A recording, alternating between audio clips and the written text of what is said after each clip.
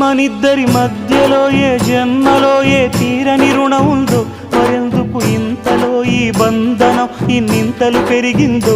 అమాయకమైన నీ చిన్నారి నవ్వును ఏ తల్లి కందో, ఇటే నీ దారి ఉందని నిన్ను ఏ సుడి గాలి పంపిందో.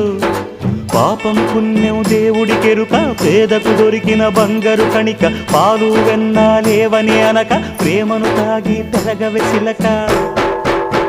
వలేసే పాడు లోకం కంటపడక ఉండు నాయనక, ఇలా నా గుండెలోనే గువ్వల కొలు ఉండిపోయింక.